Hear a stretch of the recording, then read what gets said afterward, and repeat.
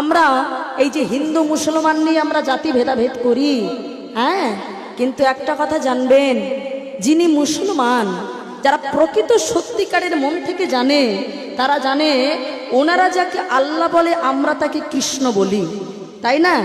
পার্থক্যটা কেবল আমরাই করেছি, ভেদাভেদ তারা কিন্তু করেনি বাবা।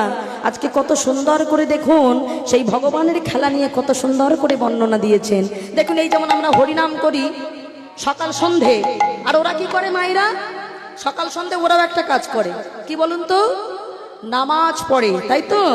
নামাজ কথাটাকে ভালো করে বারবার বলুন, নাম আজ, নামাজ, নামাজ, নাম আজ। দেখবেন যখন নামাজের সময় হয় ওরা দেখবেন কি করে বলুন তো মা? ওই মসজিদে যাওয়ার আর সময় হয় না, পথে ঘাটে যেখানেই বাবা নামাজের সময় হয়ে যায় সেখানে বসেই তারা নামাজ শুরু করে দেয়। কেন? বলে বাবা মসজিদ পর্যন্ত যেতে গিয়ে যদি আর সময় না পাই, হ্যাঁ, সেই জন্য এখনো যখন সময় হয়ে গেছে একবার ভালো করে তাকে ডেকে নি।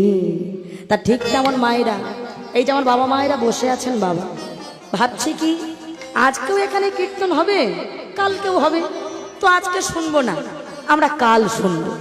ও মায়েরা, আচ্ছা কাল দিন যদি আমাদের জীবনে আর না আসে, কি বলেন না? কোনো গ্যারান্টি আছে বাবা? নিঃশ্বাসের নেই কোনো বিশ্বাস। ভালো করে ভাবেন, কাল তো দূরে থাকার 1 ঘন্টা বাঁচবো কিনা আমরা জানি না, হ্যাঁ? তাহলে তাদের যেমন কথাটা ধর্ম অনুযায়ী ঠিক বলে দিল, নাম আজ, নাম কাল নয়, আজকেই আমাকে নাম করতে হবে, তা ঠিক তেমন আজকেই হরির নাম ভজন করতে হবে। কাল আমাদের আর সময় হবে না, আজকেই যতটুকু পারো ভজন সাধন করে নাও।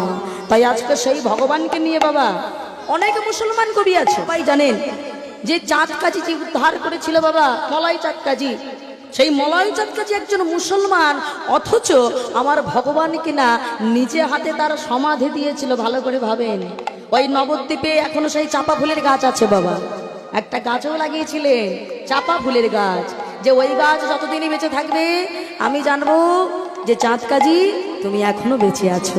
দেখেছেন? শুধু তাই নয় বাবা, এখন যে পথটা করব ইনিও তো একজন মুসলমান, যার নাম হলো নাসির মাহমুদ। আর মনে করে দেখুন কাজী নজরুল ইসলাম, তিনিও একজন মুসলমান, কিন্তু তিনি কত সুন্দর সুন্দর গান করে গেছেন। হে গোবিন্দ রাখো চরণে, কত ধরনের সুন্দর সুন্দর গান করে গেছেন তিনি বাবা। তাহলে একজন মুসলমান হয়ে তিনি কত সুন্দর আমাদেরকে বাবা কত কত উপহার দিয়ে গেছে, কত গান, কিন্তু আমরা সেই মানে বুঝি না। আমরা নিজেরা হিন্দু মুসলমান নিয়ে দ্বন্দ্ব করে বাবা মারপিট করে নিজেরা নিজেরা মরি।